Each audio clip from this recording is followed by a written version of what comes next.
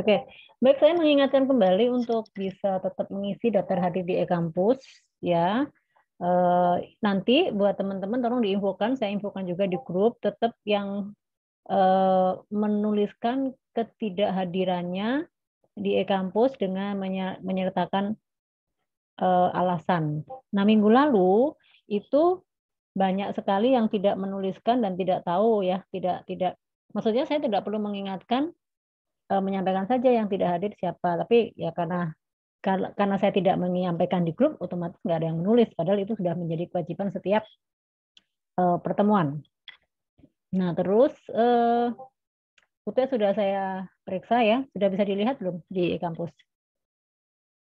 Sudah terlihat kah? Sudah ya. Cuman yang format kemarin juga agak kecewa. Nah, itu kalau UTS tingkat kerjasamanya kecil. Karena kan memang itu waktunya terbatas, terus tangan dan sebagainya. Kecuali memang yang ada yang mengerjakan satu tempat ya, misalnya Hana mengerjakan bareng sama Adel di jam yang sama di tempat sama itu ya saya nggak tahu ya itu kan di luar nalar saya. Tapi minimal tingkat kerjasamanya terlihat di situ. Sangat ya enggak lah ya, enggak terlihat ininya. Eh baik, saya mau menginformasikan dulu terkait dengan pelaksanaan UAS untuk presentasi. Saya mau sampaikan sekarang supaya teman-teman bisa menyiapkan dari sekarang juga. Karena Anda diminta mengirimkan proposal bisnis kembali ya, menawarkan proposal bisnis yang mana proposal itu harus dibuat minggu depan saya kasih itunya ya, apa namanya, guidance-nya apa saja yang harus dituliskan. Tentunya buat teman-teman yang sudah belajar kewirausahaan, entrepreneur, masih ingat, tapi nanti saya sampaikan lagi item-item 7 ya, 7 bagian yang harus dibuat. Nah itu nanti sifatnya adalah presentasi. Semua diminta presentasi, dikumpulkan dalam bentuk video. Ya, ini kan hari ini pertemuan 11. Nanti minggu Jumat pertemuan ke 12. Nah, minggu depan 13, 14. Nah, nanti itu harus ada progres, jadi tidak bisa asal-asalan cepat selesai. Itu akan dinilai benar-benar dari semua yang sudah kita pelajari bersama, dari cara berkomunikasi, cara memainkan nonverbalnya seperti apa, gestur tubuhnya seperti apa, penekannya seperti apa. Terus kalau kita sudah membuka acara atau membuka presentasi itu sesuaikan dengan topiknya, ya. Saya yakin tiap orang kan berbeda-beda topik kan. Nah, kalau misalnya kita berbicara tentang topik makanan, kuliner, ya tentu gaya bahasa atau para penyampainya beda. Terus teman-teman yang memang nanti membuat materi atau informasi tentang bisnis terkait dengan sistem itu juga pasti beda. Yang terkait dengan bisnis apa namanya garment pasti beda. Jadi usahakan presentasi bukan diusahakan ya presentasi ini harus mewakili informasi agar bisa diterima oleh konsumen atau oleh audiens. Itu yang terpenting. Terus yang kedua juga teknik-teknis yang kemarin itu harus diikuti supaya tidak gagal presentasinya. Ini sebetulnya sekalian melatih buat teman-teman kan sudah di semester akhir nih ya. Semester akhir ini nanti pada saat Anda sidang, Anda atau menyusun skripsi harus berhubungan dengan perusahaan, itu juga harus bisa menyampaikan keterampilan komunikasi yang baik ya. Bagaimana kita menghadapi orang baru. Anggaplah audiens yang nanti menjadi objek Anda menyampaikan informasi atau presentasi bisnis plan Anda itu adalah Anda tidak mengenal, tapi Anda tahu itu adalah target sasaran yang Anda tuju. Nah, ingat bahwa presentasi itu harus bisa memenangkan, harus bisa mempengaruhi konsumen, harus bisa apa namanya, harus bisa memenuhi apa yang diinginkan konsumen ya atau audiens. Karena apa yang kita sampaikan itu kan semata-mata informasi itu harus kena, harus sampai ke audiens. Ya, jangan sampai Anda susah payah berbicara panjang lebar tetapi audiens tidak paham. Terus jangankan paham apa namanya dilirik atau didengar saja tidak mau biasanya kan gitu. Nah, tapi ini kita mencoba. Karena di sini teman-teman kan sudah pada bekerja, bagaimana menghadapi banyak orang, bagaimana menghadapi publik itu sudah minimal sudah terbiasa. Nah, hari ini kita akan menyampaikan topik tentang analisa transaksional. Kenapa kok kita belajar analisa transaksional? Jadi kita akan belajar memahami bahwa kita berkomunikasi itu akan terjadi transaksi. Transaksi itu adalah kesepakatan deal atau kesepakatan apa yang kita sampaikan itu direspon oleh lawan bicara kita atau oleh person atau orang lain. Nah, banyak hal yang seringkali kita tidak sengaja salah ucap terus diresponnya ini, atau apa yang kita sampaikan itu dipersepsikan orang lain sehingga diresponnya pun aneh gitu ya.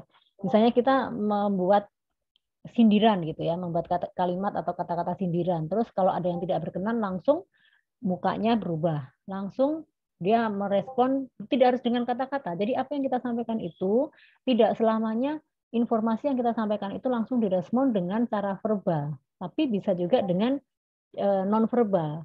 Dengan apa contohnya? Ya senyuman, terus kerenyitan alis, terus mimik kita yang tegang. Nah, itu adalah bentuk-bentuk respon apa yang diinformasikan kita itu, apa yang kita informasikan direspon. Nah, terjadinya respon itu, terjadinya informasi dan adanya respon itulah yang disebut transaksi. Nah, kuncinya di dalam transaksi ini ya apa yang disampaikan atau yang disampaikan itu direspon. Berharap respon itu selalu memberikan respon positif. Tapi juga kalaupun Anda harus menerima respon negatif harus siap. Nah, itulah yang namanya transaksi analisa transaksional dalam hal berkomunikasi. Saya coba untuk materi selengkapnya saya sudah kirimkan. Sebentar ya. Saya sudah kirim dalam bentuk video dan saya juga sudah kirim dalam bentuk PPT. Ya.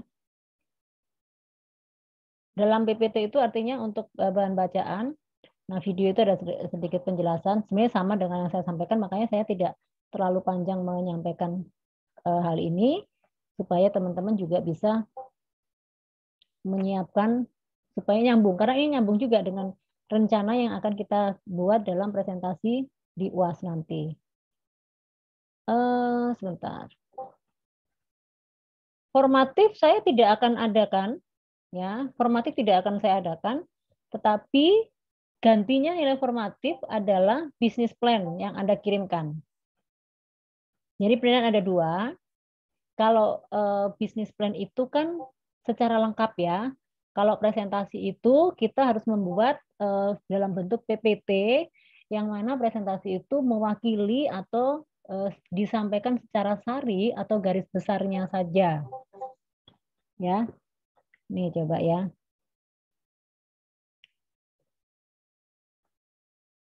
Bentar, ini saya cuman ini doang ya. Cuman sekilas saja. Nanti selebihnya silahkan baca di itu ya. Baca di materi ya, bisa dilihat YouTube-nya di sana. Sudah terlihat kah?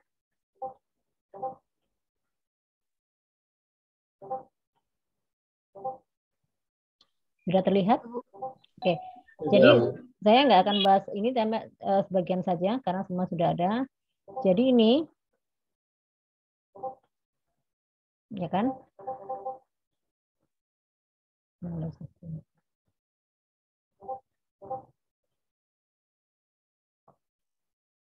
Ya. Nah, ini. Jadi transaksi itu adalah metode ya. Transaksi itu adalah metode untuk menyelidiki hubungan timbal balik. Nah, yang tadi dimaksud timbal balik itu yang tadi saya contohkan. Kita berbicara A, terus direspon oleh pasangan lawan bicara kita, itu adalah hubungan timbal balik. Ya, karena di sini akan terjadi hubungan timbal balik antara orang yang diajak kita bicara. Nah, selain itu analisa transaksional ini memang supaya kita tahu dan memahami dengan siapa kita berbicara. Ya, misalnya saya bilang begini, halo, apa kabar semuanya? Ya. Tadi kan ada yang jawab di WA kan, di WA. Ini Bu, teman-temannya mana? Ada yang jawab kurang tahu Bu. Nah, itu adalah respon. Itu adalah salah satu jenis transaksional, analisa transaksional di situ. Terus saya bilang tadi di sini sudah kerja semua ya. Nah, kalau itu terus tadi ada yang respon siapa namanya? Rizky ya. Tadi Rizky merespon, ya Bu, di kami udah kerja. Itu adalah bentuk transaksi. Aktivitas bertanya atau aktivitas merespon itu adalah bentuk melakukan interaksi transaksional. Jadi kalau begitu komunikasi kita itu diserap ya. Artinya komunikasi itu berhasil dan memang adalah transaksi di situ. Nah, secara umum sendiri transaksi itu adalah nih, bila seseorang mengadakan hubungan, hubungan tersebut dapat berupa percakapan atau perbuatan. Nah, tadi bisa direspon dengan verbal, tadi dijawab sama teman-teman kan, adakah yang di sini sudah bekerja semua atau ada sebagian dari pagi yang tidak bekerja? Kan dijawab tuh sama Rizky, sudah bekerja semua Bu. Berarti itu dalam bentuk percakapan secara verbal. Tapi dalam bentuk perbuatan bisa jadi dengan ya karena teman-teman tidak melakukan apa namanya tidak apa tidak on cam, jadi kita tidak bisa lihat perbuatan atau gestur tubuhnya, simbolnya apa tidak terlihat ya. Nih, nanti dibaca lagi. Nah, sebetulnya transaksi ini adalah meningkatkan komunikasi. Karena gini, kalau di awal transaksi tidak terjadi, pasti komunikasi ini akan stuck. Stuck itu berhenti, stuck itu macet. Stuck itu transaksi itu jadinya vakum. Transaksi itu terjadi agar komunikasi itu bisa berjalan lancar. Nah, contohnya yang bisa teman-teman mau lakukan UAS itu kan presentasi. Presentasi itu kan nggak sedetik 2 detik ya, misalnya sampai maksimal 10 menit ya. Dalam 10 menit itu panjang. Nah, bagaimana transaksi itu bisa lancar dari awal sampai akhir? Ya dari awal kuncinya. Kuncinya dari awal. Contoh saja gini, contoh saja kalau misalnya kita melihat di awalnya sudah nggak bagus, tidak menghidupkan suasana, tidak mencairkan kondisi, itu kira-kira menurut teman-teman, mohon direspon, komunikasi itu akan lancar nggak sampai akhir? Sulit. Sulit, gitu. Karena kenapa sulit? Bisa menambahkan, kenapa kok sulit? Karena komunikasinya nggak nyambung Satu, nggak dua arah.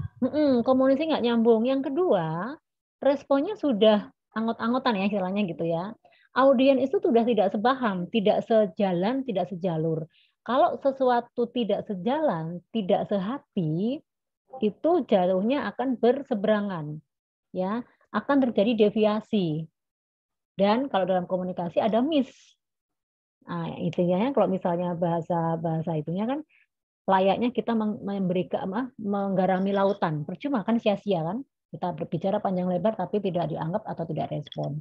Nah, itulah tujuan awalnya analisa transaksi itu di situ otomatis kalau kita memang sebagai seorang presenter akan merasakan, "Hai, apa kabar?" Misalnya kita mau itu ya, kita mau berbicara di depan audiens yang pesertanya anak-anak muda, begitu mereka antusias gitu ya, misalnya antusias menuju, baik kakak, baik ini dan sebagainya. Nah, itu berarti itu udah cair.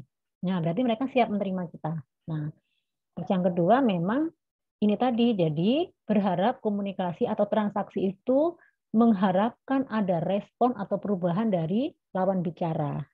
Tadi ya, supaya eh, kesulitan atau masalah itu bisa terpecahkan melalui respon tersebut ya. Nah, yang ketiga, sekali lagi, transaksi itu kan sebetulnya mengajak seseorang itu untuk fokus dengan kita, benar nggak? Dengan kita menyapa, gitu ya, dengan kita say hello, dengan kita membuat joke ya, atau apa joke itu lelucon kecil itu kan sebetulnya mengajak orang itu fokus kepada kita, ya itu tujuannya. Nah, ini ada contoh ya, ini nggak usah saya ulang, saya sudah kasih contoh tadi. Terus, nah ini. Nah, sekarang yang dimaksud ego itu adalah sama hanya kita itu sedang berhadapan dengan siapa atau kita di posisi sebagai di mana. Oke, kalau katakanlah saya posisinya bisa dua, bisa orang tua dan bisa orang dewasa, tergantung dari audien yang kita hadapi. Nah, tentunya dalam komunikasi itu kan menuntut ya. Kalau namanya ego itu kan ada tuntutan. Misalnya nih, Adele sama Roni mau jadi presenter, berarti kan ada ego yang ada pada diri Adele sama Roni itu mengharap bahwa orang yang diajak bicara kita tuh mau setuju dengan apa yang kita sampaikan. Bener nggak, Adele? Benar, Bu. Ya, jadi kan kalau Adele mau ngomong, misalnya ngomong sama Hana deh, Hana, saya mau nggak kamu bantu saya gitu kan? Kan berarti kan dia meminta, Adele menuntut atau meminta Hana itu mau menuruti apa yang kita mau, bener nggak? Iya, betul. Ya, jadi itu salah satu transaksi itu terjadi di situ karena ada tuntutan, ada yang kita harapkan. Nah, kalau sebagai orang tua, tentunya kita memang harus berkomunikasi, harus membuat suatu transaksi dengan anak. Ya, perhatikan Anda, pengalaman Anda dengan orang tua Anda. Pada saat orang tua menjadi orang tua, berarti ada dua. Orang tua itu sifatnya mengarahkan, tapi juga siap mengarahkan berarti juga ada tuntutan. Juga siap mengkritik, menyalahkan, ya kan? Menasehati berarti itu sisinya lebih positif ya, lebih membangun motivasi. Sebaiknya kamu begini, tidak sepantasnya kamu begitu. Nah, itu adalah bahasa-bahasa nasihat. Tapi pada saat dia mengkritik, dia menuntut, melarang, tidak setuju, itu juga sering terjadi. Benar nggak? Pernah nggak Anda berada di posisi dinasehati, dimotivasi, terus harusnya seperti ini. Nah, pernah juga nggak Anda berada di posisi Anda dilarang nggak boleh ini, nggak boleh itu, nggak boleh ini? Pernah. Pernah. Berarti orang tua Anda sedang melakukan transaksi Anda dan menuntut egonya supaya Anda menuruti apa yang diminta orang tua. Ya kan? Dilarang ini tentunya ada alasannya. Sama, pada saat Anda melakukan presentasi, ngomong A, B, C, D juga ada maunya. Anda harus seperti ini, Anda harus bisa mengikuti ini dan sebagainya. Nah, kalau ego orang dewasa, Anda itu biasanya lebih masuk, lebih lebih membaur dengan gaya-gaya kekinian. Karena di situ walaupun ada rasa menuntut, cuman dalam orang dewasa itu tuntutannya itu lebih halus ya, lebih halus dalam arti dengan cara masuk sepadan dengan orang yang kita hadapi. Ya, seperti Anda ini kan sesama umur, berarti egonya kan ego-ego yang masih kekinian ya, ego-ego yang modern, yang nggak mau ribet, yang nggak mau simple, tetapi juga sama-sama butuh. Nah, itulah ego. Nah, ego itu setiap orang pasti ingin apa yang dia sampaikan bisa direspon dengan baik, ditanggapi dengan cara positif itu pasti. Nah, itu adalah Anda sudah berada di ego dan Anda juga sedang berusaha mencari atau melakukan transaksional agar direspon dengan baik. Nah, kalau anak-anak ya tahunya kepo ya, pingin tahu, saya pingin ini dan sebagainya. Nanti bisa dibaca lagi keterangan lanjutnya. Nah, di sini ini adalah orang tua. Nah, ciri-cirinya orang tua itu seperti ini. Yang tadi saya bilang bahwa transaksional itu terjadi adanya secara verbal dan secara perbuatan. Perbuatan itu lebih ke arah fisik ya, non verbal. Tapi kalau verbal itu lebih kata-kata, lebih kalimat seharusnya, sewajarnya dan sebagainya. Ya, gitu. Ini sisanya sama. Nanti boleh dibaca lagi di video. Nah, yang terpenting dalam pertemuan ini Anda mencoba menganalisa ini ya. Nah, ada kasus sedikit ya. Ini nanti menjadi tugas kelompok Anda. Anda diminta menganalisa dari kasus ini. Nah, menurut Anda bisa dipecahkan ini Anda berada di posisi mana? Ya. Anda sebagai posisi anak kah? Anda di posisi sebagai orang tua kah? Atau Anda posisinya sebagai orang dewasa? Nah, apa saja yang Anda respon dari kasus ini? Silakan Anda tuliskan secara kelompok. Makanya perlu diskusi. Nanti saling bertukar, misalnya kalau orang tua ini loh harusnya ini dari kasus ini Hasta harus begini, orang tuanya seperti ini. Tapi dalam posisi Hasta Anda harus seperti apa, gitu ya. Jadi setiap subjek yang ada di cerita itu bisa dianalisa transaksionalnya. Baik, inilah materi secara inti ya, karena memang sebetulnya komunikasi itu nggak terlalu banyak teori, tapi lebih dipraktekkan seperti apa. Dan memang kalau nggak dipraktekkan susah juga ya, karena kita karena online kita nggak bisa berkomunikasi dengan baik. Baik, ada pertanyaan di sini? semuanya?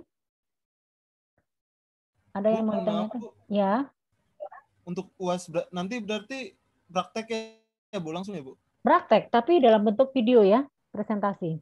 Oh, di videoin. Iya, kalau Aha. misalnya tidak di videoin, waktunya lama, Mas. Ya, pertama kendalanya. Iya, Pak. Iya, Bu. Ya, contohnya ya, ini juga tadi karena ini lagi musim sidang, bisa kebayang ini sidang ini, bentar, kita langsung ini dulu ya, close dulu ya.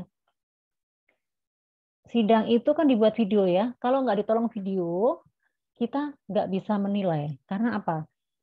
Kita sudah mau warning, kasih warning kepada teman-teman yang mau sidang itu, harus disiapkan kuota yang cukup. Dicek ininya, jangan sampai ini. Usahakan kalau misalnya virtual backgroundnya berat, tidak usah pakai virtual background. Itu sudah disiapkan semua. Kenyataan yang terjadi, tiba-tiba ya itu apa suaranya dari sana nggak kedengeran. Sudah pakai headset, pakai itu nggak kedengeran. Padahal kita tujuannya cuma mau konfirmasi dari video yang sudah disampaikan saja, ada masalah sedikit yang kita nggak paham gitu ya. Itu sampai alot loh. Itu karena kondisi online. Ya, saya ini, nah kalau tidak dibantu video kita lebih parah lagi. Minimal dari video itu kan ada yang disampaikan ini ininya dan gitu. Nah, itu sudah disampaikan. Tiba-tiba keluar masuk keluar masuk. Nah, itu yang kita sulitkan kalau kita melakukan presentasi langsung ya. Karena ini kan jumlahnya kan 39 ya. Iya, Bu. 39 atau Kurang lebih 39. segitu, Bu. Nah, kebayangkan 39 orang. Kalau misalnya itu terjadi secara offline, itu sangat bagus. Karena Anda di kelas itu sebagai audiens. Ya, dengan audiens. Nah, nanti di situ akan terjadi transaksi, terjadi komunikasi antara audiens dan komunikator ya, penyampai pesan. Itu akan terjadi komunikasi. Tapi karena online nanti susah juga. Kalau misalnya saya kan ada mengajar satu mata kuliah ya. Di semester ini saya 3 mata kuliah, satu mata kuliahnya itu yang setiap pertemuan ada presentasi. Saya acak gitu kan. Itu ya begitu. Eh, sudah siap nih orangnya udah bagus, tiba-tiba suaranya berdengung, suaranya nah gitu. Kalaupun ada yang bertanya, misalnya, tadi yang nanya siapa? Barusan yang nanya siapa? Iya, Bu. Karena, Bu. Nah, oke. Cana bertanya ke saya, suaranya jelas. Misalnya bertanya sama Adrian gitu ya. Tapi di tempat Adrian, begitu Adrian menjawab, itu putus-putus. Itu yang terjadi di saya sidang, terjadi di mata kuliah yang saya ampu di hari Sabtu itu. Itu seperti itu, jadinya nggak bisa maksimal, makanya kita minta video. Tapi videonya tolong jangan jangan yang serius ya, yang serius dalam arti gini. Kalau memang diminta waktunya maksimal 10 menit ya buatlah seperti itu. Jangan untuk sekedar memenuhi, sayang loh, Anda udah kuliah dari semester pertemuan 1 sampai ini dengan yang padat begini, tiba-tiba presidennya presentasinya tidak maksimal, nah gitu. Nah presentasi karena ini kan teman-teman S1 kan, S1 itu kan sebetulnya udah nggak pakai seragam ya. Kayaknya sih, Bu. Kayak, kok bisa kayaknya sih? Udah semester berapa kalian? Udah lupa, Bu, sama ini. Soalnya kelamaan online. Iya, ya sama. Saya sendiri kalau ke kampus begitu masuk seragam, oh iya ya ini hari Selasa harusnya pakai seragam gitu ya. Saya juga bingung kadang. Nah, gitu ya Mas ya, dipersiapkan. Ada lagi yang mau ditanyakan? Iya, Bu. Sama durasi itu paling lama maksimal berapa gitu, Bu? Nanti ditentukan dulu. Yang penting kan apa namanya itunya proposalnya itu disiapkan dulu, terus dibuat yang intisari dalam bentuk PowerPoint. Nah, presentasi itu yang terpenting itu penyampaian PowerPoint-nya harus menarik loh. Kalau kalian kan jago IT nih, kalau bisa sih bermain di animasi ya. Nah, gitu. Nanti karena gini, nggak usah dalam untuk ujian ini. Buat teman-teman yang bekerja, itu kan kalau meeting, kalau misalnya ada yang maaf ya, di tempat saya ada azan. Kedengeran nggak? Bentar ya.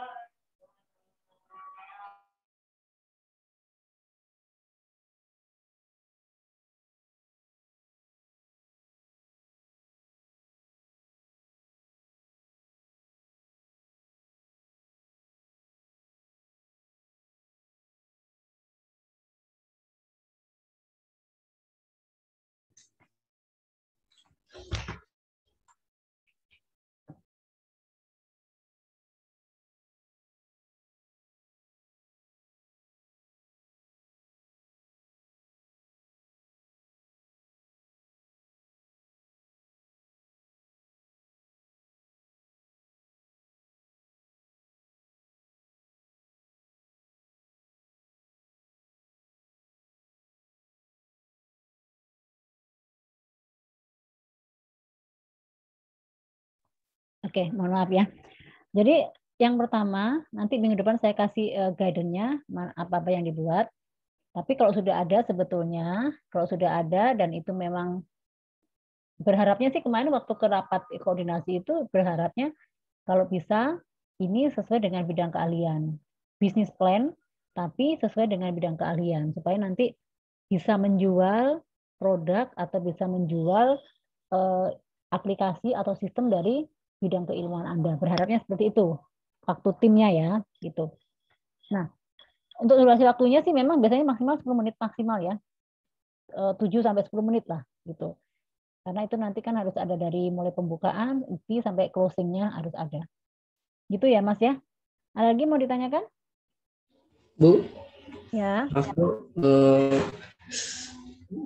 apa sih untuk tugas kelompoknya boleh diulang Bu, poin-poinnya apa aja? Oke, sudah di-share di itu sih ya, di PPT juga udah ada. Bentar, mau di-share ini. Kan sudah di-share di PPT, nanti di e-kampus juga saya share lagi. Jadi double 3, tapi kalau mau dilihat ya nggak apa-apa. Kita lihat dulu ya. Ini.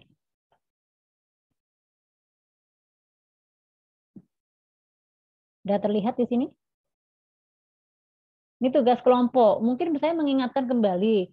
Walaupun tugas kelompok, tapi semuanya masing-masing harus mengupload. Jadi misalnya 6 orang nih ya, 6 orang ini mengerjakan tugas yang sama. Jadi 6-6-nya kan hasilnya jawabannya sama kan di-upload juga di masing-masing karena penilaiannya kan harus diinput secara masing-masing kan. Kalau di sistem yang misalnya kelompoknya si Cana gitu ya, ada 6 orang tapi yang upload Cana dianggapnya kalau dalam sistemnya e-kampus itu yang 5 tidak mengerjakan tugas gitu. Paham ya?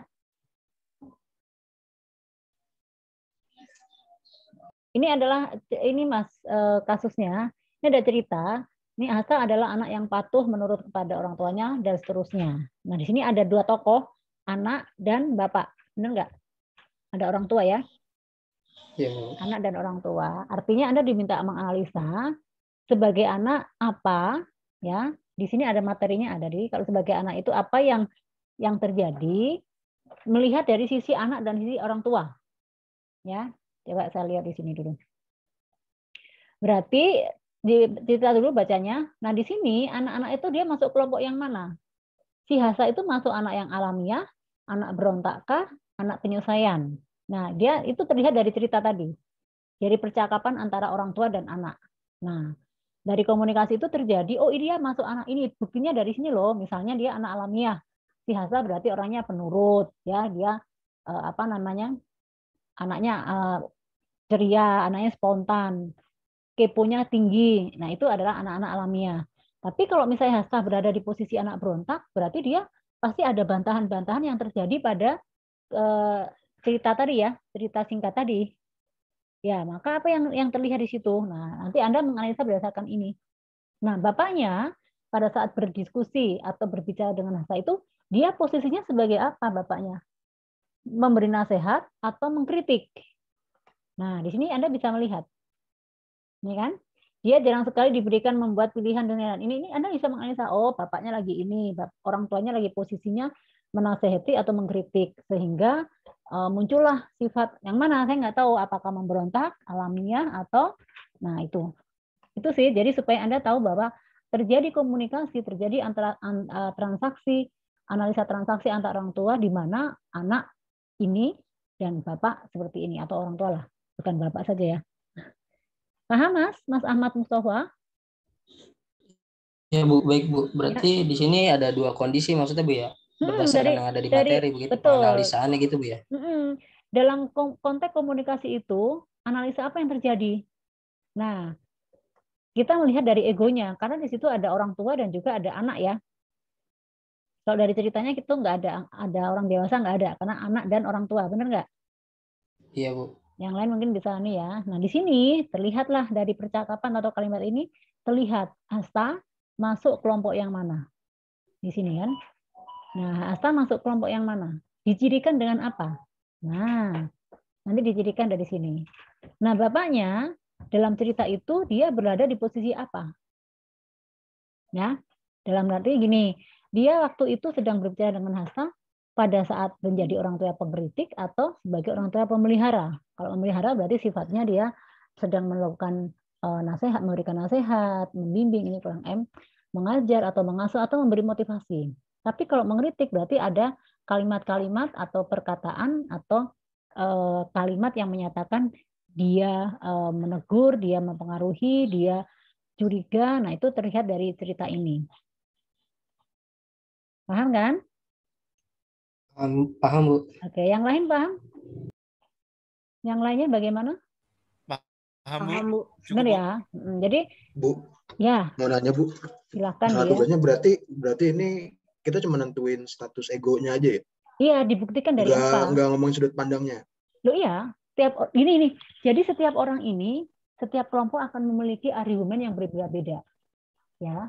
Nggak tidak semua kelompok jawabannya sama loh ya. Kita juga karena dalam komunikasi itu kita tidak bisa berbicara benar salah. Semua punya persepsi, punya